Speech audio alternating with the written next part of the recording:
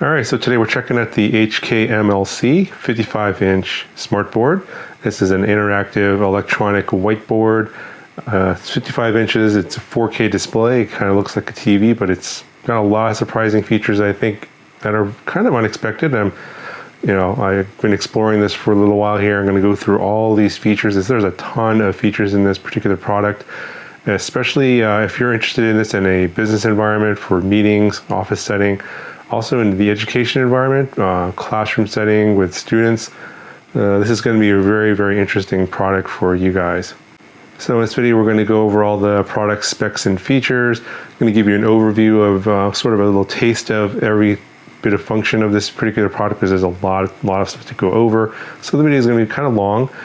And then I'm going to have a second video later where I'm going to go into a little bit deeper dive into some of the more important functions, especially the whiteboard and some of the interactivity functions. Those are things that are kind of key highlights of this particular product, and that kind of deserve its own separate video. So for this video, it's going to be sort of an overview, kind of a partial review. I'll give you some of my thoughts initially in this one, and then if you want to go into a deeper dive, we'll have a second video a little bit later in that one. So first off, this is a 4K display, 3840 by 2160. Has brightness about 400 nits, viewing angles 170 degrees, vertical and horizontal. So brightness and viewing angles are very nice in this one, very clear. The backlight is an LED backlight. It's an LCD panel, it's not OLED. The display here has an all metal construction in the frame. Down here is like a silver metal, and then the bezels are all this black metal, and the entire back is metal as well. It's quite heavy actually. It's about 55 pounds. I was a little surprised at how heavy it was. So yeah, obviously getting it out of the box, you probably would need two people. I actually did it myself, but it was a little bit tricky. But I would recommend two people to take it out of the box. You can see here that it is on a nice stand. This is not included.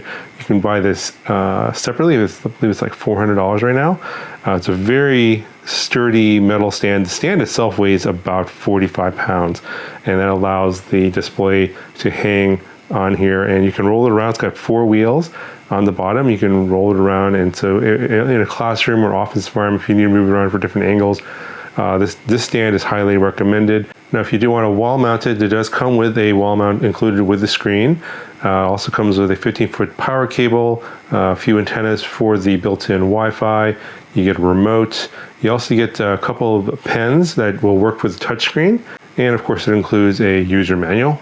Now, in terms of all of the inputs in the back, you have a audio in, a VGA in, 2 HDMIs, a USB touch port for basically for the touchscreen. You get a USB 3 and a USB 2 port, a TF card reader, so you can actually add micro SD cards there, and then the 2 connections for the Wi-Fi antennas. On the side, you have the power plug, the power switch. You have an RS-232 port, an audio out port, a digital coaxial port, and an Ethernet port. And then there in the front, you've got the power button.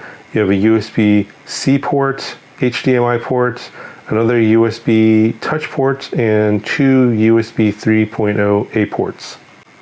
In the front bottom section here, you have 2 15-watt speakers. They're okay. I obviously wouldn't be watching movies on it, but it'll get you by. And then over here in the front is where you're going to put your pen. These are magnetic, and they will just attach to this area right here. And let's go ahead and leave these here for now. So while it might look like just a basic 55-inch TV, it actually is not a TV at all. It's got a huge touchscreen here. It's got built-in Android, which is how this whole thing operates. And obviously, you have some other inputs as well. I have a Roku, it's actually in the back here, so I can watch some videos and other media on here. That's what this little box over here showing the other input. I think that's on HDMI number 2. But the main purpose here is to use this as a whiteboard or some sort as an interactive display for education purposes or meetings. So this is the main launcher interface right here. You have basically your time and date. Got some information here for how to connect to the screen if you're using like a phone or some other device where you want to like send. You can actually send stuff to the screen, or you can actually mirror the screen onto your phone. We'll talk about that here in a second. There is other screens you can get to. So you can see down here, there's 3 dots. You can swipe over to get to this other screen here. It's called OPS, but this is actually for the built-in PC, which is not in this version. So there's a larger 75-inch display touchscreen that has not only the Android, which is what this says built in, but also a separate PC. But we can adjust that in a second. And the other way, we swipe over from to the right or from the left to bring over this right screen here. This is like basically like a hello screen. So you can also adjust this as well. I'll show you that in a second. But you can basically have this as like a main display when, you know, for example, if you're having like a lecture or something or a meeting, people are coming into the room, they'll see this, and then you can swipe over from there to get to the main interface. This is the launcher. You have some apps over here. Got the whiteboard. That's the main thing. We'll talk about that, of course, in great detail. Got the file manager. Basically, it's like you're basically the same as on any Android system. You can click over here to more apps, and this brings up the apps that are currently installed on here. And I think some of these you can't delete. These are just ones that are pre-installed. Got the Google Play Store, YouTube, Gmail, Chrome, and then this little hi welcome. That's that welcome screen that you can actually change to something else. So say you want to use this template here, welcome to our company. You can put that on there. Okay, so there it's saved. Then we can go back. There we go. So you can customize that, or you can completely delete that if you want. So I'll talk about that here in a second. There's a lot to talk about. So these are all your main apps. We're going to probably go through most of these here in the overview. We'll come back to some of these. I'm going to kind of go back and forth here. There's a camera function which you can add via USB. There's no camera built in out of the box, but you can access it via that. And there's also a microphone function as well. And you can also add that via USB, but there's no microphone built in out of the box. Over here are your main system settings. So you got your network. Right now I'm connected to my home network via Wi-Fi, and it's got your IP addresses here, etc. You can turn it off and on here. There isn't, as I said, there's an Ethernet port on the side over there. So if you want to use wired network connection, you can do that. And then the hotspot function is to allow other devices, say like students in the classroom using a smartphone, to connect to the screen to either pull files off of it, mirror the screen to see, like for example, if they're too far away, like in the back of the classroom, they can't see the screen well, they can mirror the screen so whenever you're doing something, they can actually see that. That's what the hotspot function's for. Go over here to general. Here are the different themes for the launcher. So this is the one I've selected right now. You can change the wallpaper to something different if you want. So we'll just select this one here. And the back wallpaper changes.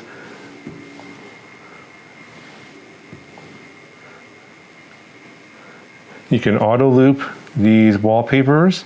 If you select this here, and it'll actually rotate them every 20 seconds. Or you can go hit that plus button over here and go into your file system and pull custom pictures. You can set the wallpaper to whatever you want.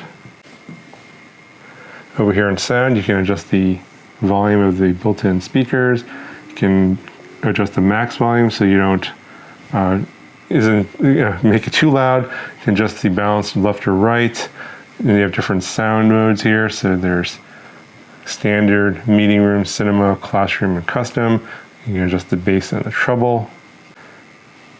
Over here on display, you can adjust the brightness.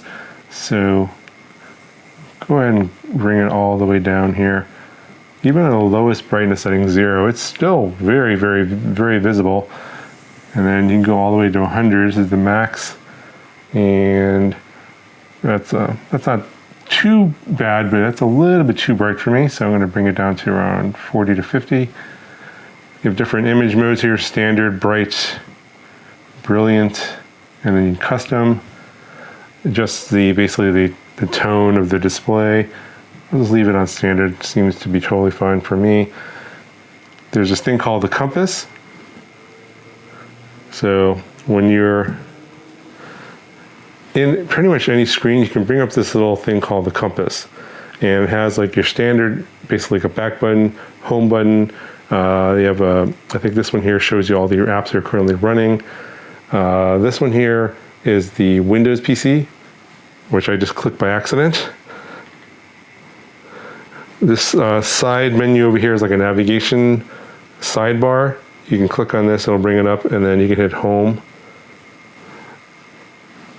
But to bring up that compass, you hit, basically I have it set to, it'll disappear.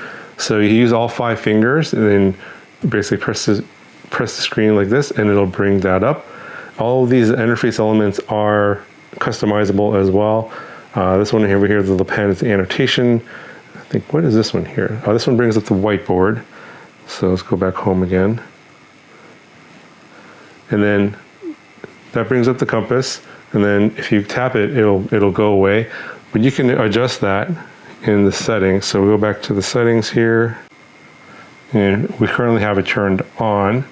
So right now I have the compass set up to fade away. So when you tap on it, it disappears. But you can have it folded into small circles. And then it looks like this. And then you can actually move it around the screen to wherever you want. And then just tap on that. Just tap on it and it'll bring up all your menu items. And you can see the auto fold setting here is currently set to always on. But if you want to auto fold in say like 5 seconds, you can tap on that. And then after 5 seconds, it'll collapse. There it goes. And then again, you can just move it away. So say for example, if you're in another app, not in the launcher, for example, the whiteboard, and you want to quickly go to the home, back to the launcher, you hit this, hit home, and you're back to the launcher. Of course, you can always navigate in any app from over here on the side, this sort of side navigation. You have your back button, home button. This button here shows you your different apps that are currently running. This is just like in any Android, you can just swipe these away and it'll clear out of memory, like so. This is the annotate button here. So basically, we're in any application that you can annotate wherever you want, and it'll actually save it as a whiteboard. So let's go ahead and let's clear everything here.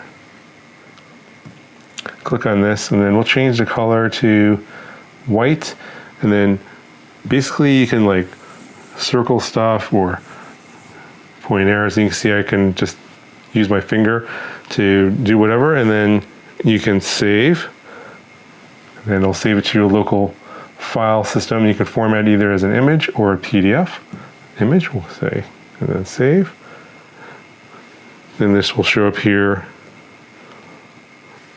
under, this is like a different stuff that you've saved. Annotations are going to show up in the lower left-hand corner over here. Go and exit out of this. Go back to the home screen, and this menu item over here are your settings, or the control panel. So you can, from here, adjust your volume very quickly. It's like show your quick settings, adjust your brightness. Also, your apps show up down here as well. So you can scroll this up and scroll these over. These are the same ones that are in the launcher, but you have access to them from this little quick menu. And then here are all your little shortcuts. So when it's lit up blue like this, it means it's active. So currently Ethernet's active. I can turn that off because I don't have anything connected via Ethernet right now. I have Wi-Fi connected. I want to use that, so I'm going to leave that on. I want the hotspot active. It does have Bluetooth as well, so it's like any Android device, but it's currently turned off. This is the screenshot button here. So click on that, and then you can say if you want to grab something. Let's go ahead and grab that. Hit the check mark. You can then name your file and then save it. Go ahead and exit out of that. So it's the screenshot. This is the vision care button. This is like to reduce blue light. So obviously it's turned kind of grayish colored. I guess it's to If you're staring at the screen for a long time, this is what that's for, to give you a little bit better for your eyes. The regular screen is totally fine for me.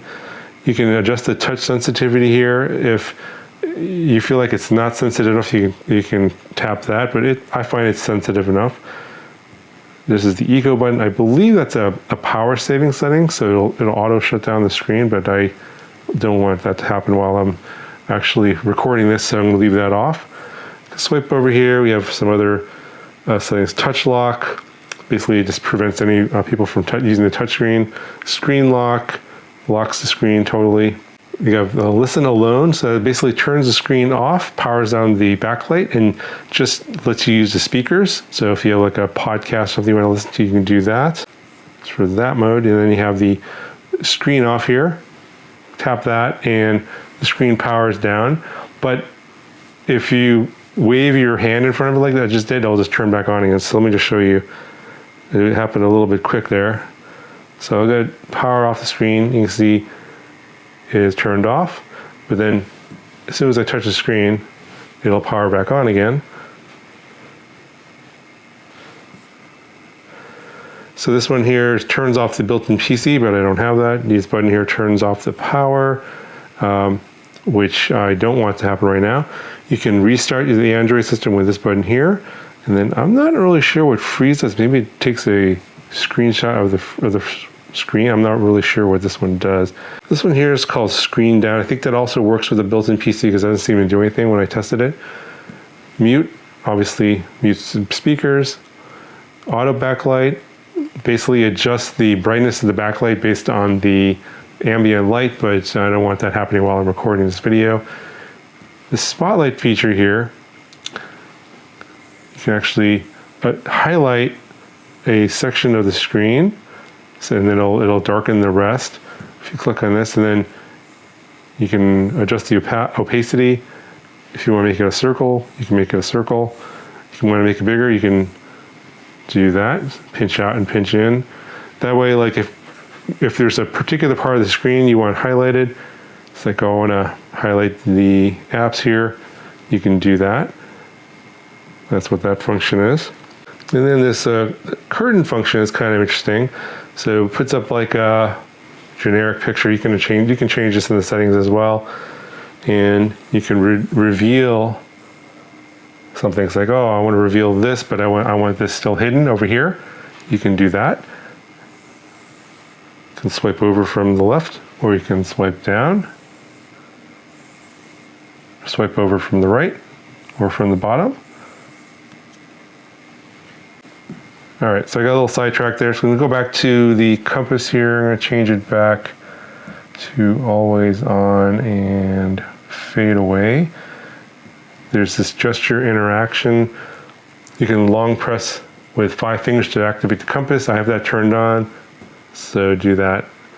Press 5 fingers on the board, and then that comes up, and I can make it go away. So you can do the double tap with 2 fingers to lock the screen and wake it up. So let's go ahead and try that. I have that turned off. Let's turn that on and sleep. So double tap with 2 fingers. Okay, that turned it off.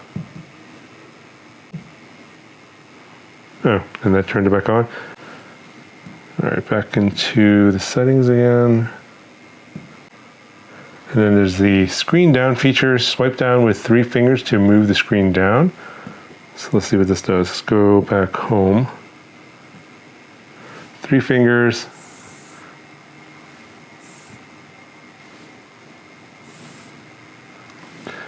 Yeah, this feature seems to only work with a built-in PC, which this model does not have. You have your screen record settings over here. So there's a function to record the screen, and you can record it either in 720p or 1080p, and then you can record the sound source, either the media sound, microphone sound, or both. And then you have a screen record time limit. It's probably going to be limited by how much file space you have, but you can always plug in a USB drive or a micro SD card to record to that. Under device here, you have your Bluetooth turned off right now. Printer, you can use an app to print stuff from here if you want. Again, as I mentioned earlier, you can add a microphone or a camera via USB. Okay, this channel feature here is basically if you have a PC or an Android, you can pick which one will be the one that'll pop up. This one only has Android, so that's what this has. And under system here, you can adjust your date and time, languages, power status, do your system updates here, system security. Here's pretty much all your standard Android stuff here. And here's the specs. You have 8 gigs of RAM, 120 gigabytes of storage, 3840 by 2160 is the screen. And it is running Android 12. It has an 8-core CPU. So this app over here is called Mirroring. It's actually called Eshare. So if you go back to the home screen, go back here, and you can see up here on the top, there's like this hotspot password, and there's an app you can get on your phone. It's called the Eshare app, and it'll allow you to mirror the screen, and you can also interact with the person that is using the whiteboard. So let's go into the whiteboard. So I have the Eshare app installed on my smartphone right now, and I'm going to go ahead and hit the mirror function. And as you can see here, you probably can't tell, but I can see, I'm seeing what's on the screen. So if I, draw something on here, so I'll just do, all right, test on here. And as you can see, that is now mirrored over here. Also, I can interact with that screen and I can draw on here as well. So I'm drawing on my phone. As you can see now, it's showing up over here. The little mouse shows over there. So you can interact with people in the audience. So if I'm doing a lecture or something and I'm writing on here, and someone could also be participating on their phones. It's kind of this is probably one of the coolest things about this product is that this interactivity function.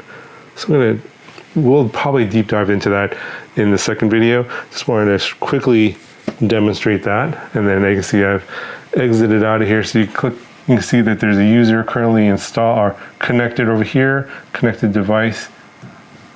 Okay, so now that we're in the whiteboard application, let's go ahead and just demonstrate. So you can see I'm just mainly using my finger to draw on here. So let me just go and erase stuff here. So to do the eraser, you just use the back of your hand, or basically like the top of your hand. Either way, it'll work. I think the way it determines whether you're using the writing tool or the eraser tool is how much connection between the screen and whatever object you're using. So for example, if I'm using the pen, it can clearly tell that this is a pen, but then the eraser is also very thin. And if I use the eraser side, it just looks like another pen. So for me, unless I'm writing something kind of small, so you can put like sort of small words over here. The pen's kind of useful. But there's all these other tools down here. We're going to talk about that some more. But you can also create multiple whiteboards. Hit this little plus button down over here. So I've got 3 different ones going. And they're numbered down over here, 1, 2, and 3. So this is 1, so let's put a 1 here. Then go to the next one, it's blank. Put a 2 over here. Go to the next one.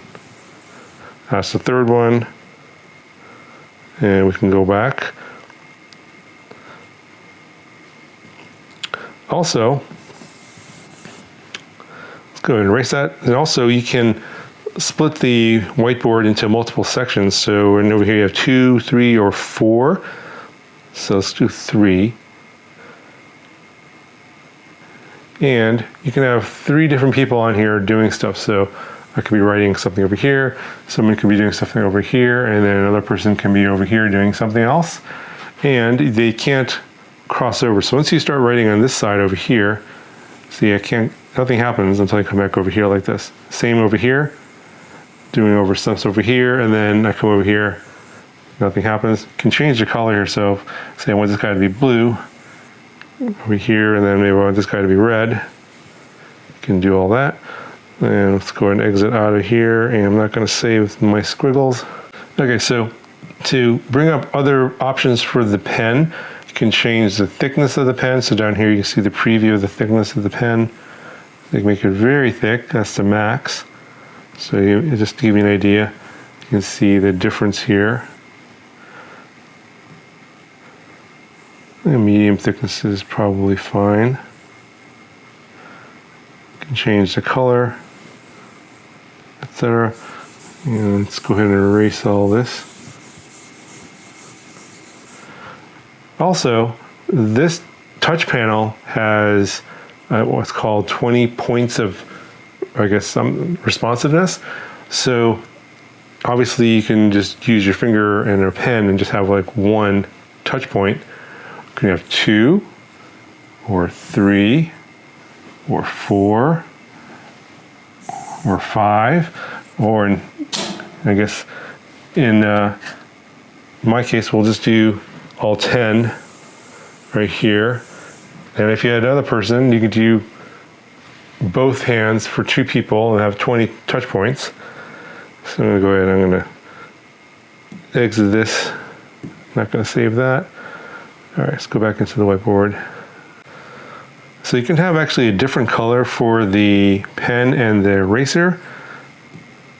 So right now I have the pen side is white, but the eraser side is currently blue. So you can actually click on the pen or the eraser. I think that's one of the advantages of using this. So you have basically 2 different colors. So we have the pen side in white. Flip it over to the eraser side.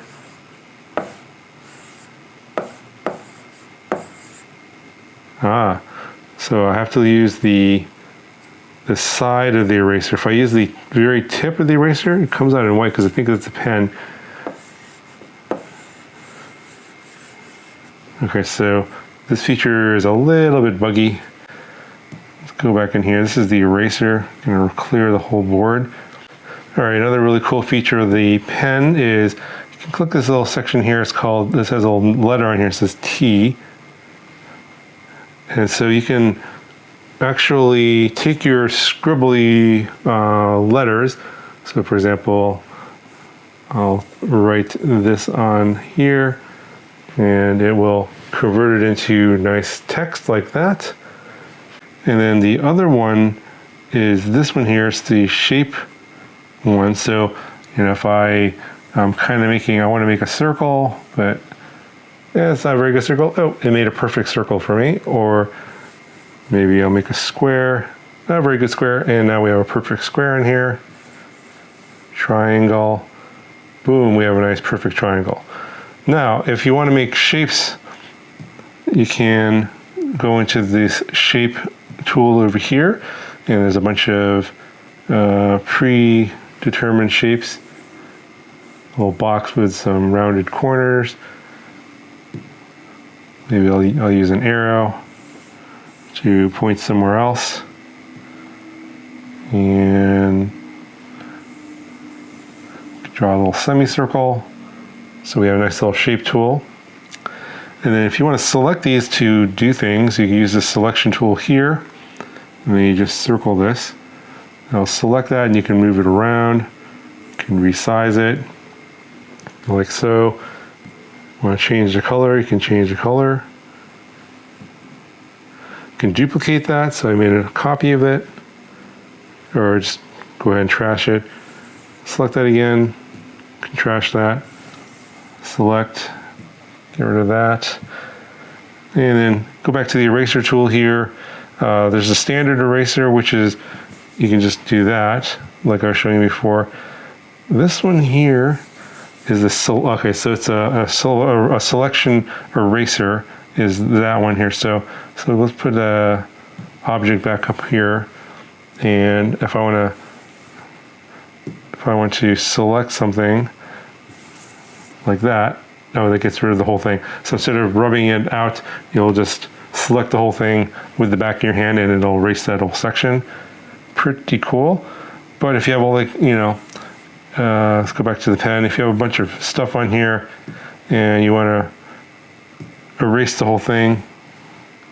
That clears the whole thing out. And I just want to show a few more things here. You can do some 3D, a little circular diagram. Here's some little, got some pyramids. And if you want to undo, that's the back button there, or redo, hit that button there. There's this plus button here. You can add other stuff. So there's the little picture icon here. It'll bring up if you want to add a picture that you've saved before. So there's something that I saved previously. We'll select that. And then hit the plus button. Then that puts it up on the screen there. And let's go ahead and erase all that. You can put a grid on here. So let's put a little 3x3 grid on the screen. And I'm going to select this. Oh, I can move that around. I'm going to erase this. Let's do that grid again without other stuff on the screen. So do a 3x2. And then you can then write stuff in here. So 1, 2, 3, etc. Oh, I still have that this enabled here, so I need to turn that off. Go back to the regular pen, and then I'll erase everything. You can put your, like, they have different like rulers and protractors. You can put them on the screen here. You can adjust the size by pinching in and out. So if you want to measure something, and let's say two different things you want to measure on the screen, you can use the ruler. There's a protractor as well, and I think you can also, yeah, you can measure your angles here. That shows up here. This is actually a compass, I believe. And get rid of that.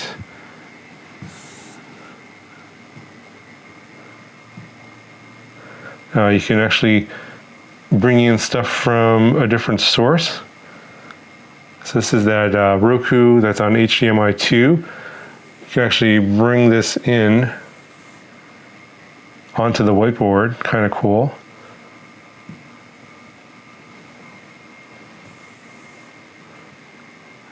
It looks like it just saved like a screenshot of it.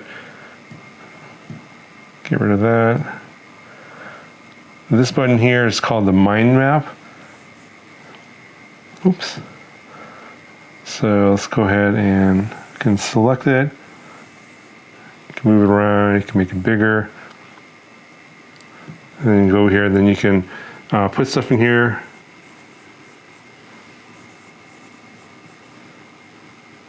Like etc. All right. I think this is this is the WPS, like some sort of an office app that's on here. You can bring in your, Word documents and stuff like that. I'm not going to cover that in this video. In this video right now. Let's go ahead and exit out of this. Also, you can bring in video files. This globe, I think, is Google Maps or images. You can bring in images from the web. So this is another thing. It's called, I'll probably cover in the second video. It's called the voting kit. So you can actually enter a subject. So test, option A, option B, and then you have multiple choice, anonymous voting, hit start voting. And then you can have your students or whoever scan this QR code on their phone, and it'll bring up something like a web page where you can actually vote on whatever you just set up here, and then you'll get the results. When the voting is ended, you'll get the results of who voted for what. So if there's like a test or a quiz or something, and you want to put something on here, you can have them scan the QR code, get that, enter in their poll, and then you'll get the data that way. So it's kind of cool. They have this like a lot of interaction available to you. And then over here, this is, you can either have the multiple touch like this, or this little button here. If you click this, you have this little pinch icon, so you can adjust the size of objects on the screen. So if I have this object here, I can actually adjust the size of it by moving the pinching and zooming in and out like that with 2 fingers, but I have to turn that mode on. Otherwise, if I go back to the multi-touch mode, when I do that, it doesn't do what I expect, so it's not going to work. All right, down here in the lower left-hand corner, you have additional settings for your whiteboard. New, open, save, save as, upload to cloud. I think that's the one from Microsoft. I think OneDrive it works with this one. You can email. So once you have your whiteboard set, you can email it. You can hit this little scan button here. Hit this. Okay, so in order to demonstrate that scan feature, let me just put some stuff here on the whiteboard since I don't want to send a blank one. So I'll put some stuff on here real quick.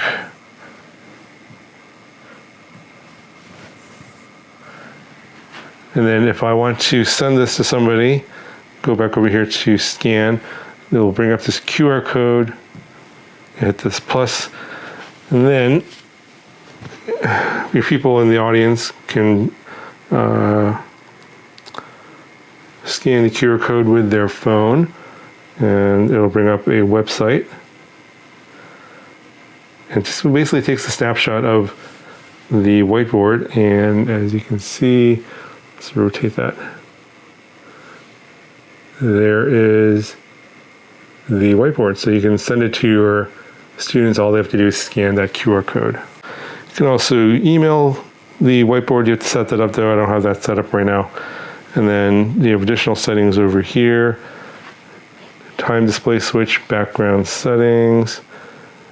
Okay, so right now I have this square grid, which is this dark color, but maybe I don't really like that dark color. I'm going to switch this to maybe this purple color here instead, and I want the grid, or I want a different kind of grid. Then switch it over to this sort of larger grid with some dashes. Also, you have this custom here. You can actually select a BMP or PNG or JPEG file that's 3840 by 2160 pixels. So if you want a background image that's your own custom image, you can do that. Let's see, this little polka dot one. A little grid with little dots in the center. A small grid. Yeah, that's fine. Or you can go with no grid at all, just blank. All right, so let's go ahead and exit. So of course, these are the main apps here. Pretty standard Android stuff like your calendar, calculator, gallery. Not really going to cover any of that stuff. There's this timer function. You can bring that up, and then you can set a timer. So for example, it's hours here. Let's set a 4-second timer. And then you can move this around. It doesn't matter what app it's in. And then the alarm will go off when the timer stops. Go ahead and stop that. So you can say if you want to keep track of how long your class is going, you can have this running in the background. Close that. So hardware detection app just kind of shows you some system stuff here, how much memory you have, storage, and CPU. And then you just do this one-click optimization. You've probably seen this on your phone or your Android tablet. It's basically the same thing. Camera, again, there's no camera in here, but you can add one later. System settings. Oh, this is that voting tool that I was talking about, the polling tool. It's called VoteKit, and if you hit that, it brings this up. That's what I brought up in the whiteboard through that little icon, but you can actually, these are actually apps that are built in. And again, there's the screen record here, so you can just screen record based on those settings that I showed you earlier, which is currently set to 1080p. Also, you have your standard Android apps too, like Chrome, Gmail, YouTube, and you get your Play Store. So if you go into the Play Store here, you can search for additional apps like games and stuff like that. So we'll talk about that in the second video. We'll see how useful some of these games can be. And of course, because it's a touchscreen, all these touchscreen type games will work really well here. But it's like, basically a giant 55-inch tablet is what you're looking at. So obviously in this video, we mainly covered the whiteboard features. We're going to do a little bit more of that in the second video. Also, I'm going to do a little bit about adding a PC, because this one didn't come with a PC, but I have a small PC that I could add to this and basically use the screen and the touchscreen functions in Windows 11 with this screen. So if you would rather use Windows apps instead of the Android apps here, you can then it opens up this device to a whole universe of Windows applications, touchscreen applications that you can use. So I'm going to talk about that in the second video. Do a little bit of like other applications you can use this screen for. Obviously, there's media consumption. I have a Roku on here, so obviously you can watch videos, movies, TV shows, etc. There's also gaming. It is a 60 hertz display, so not the best for the if you want the lowest latency type of games, but for most games, especially any kind of touchscreen games, this is going to be totally fine. You can also use it just as a screen with a controller. Maybe we'll also look into not only the Android gaming, but also maybe some PC gaming as well, and how useful this would be for that. Anyway, I think that's going to cover for this first video on the HKMLC 55-inch smartboard. Very interesting device. I think it's got a lot of potential for not only the current applications that you see here, but an extension to a lot of other things, because you can use it with Windows as well. So that'll be covered in the second video. Leave all your questions, things I may have perhaps missed. There's always some stuff that I potentially missed. If I miss anything really egregious, let me know in the comments. If you want a little more a deep dive into some other stuff, let me know as well. I may make some additional videos in the future on this particular product. That'll do it for this video for now, and I'll talk to you guys in the next video.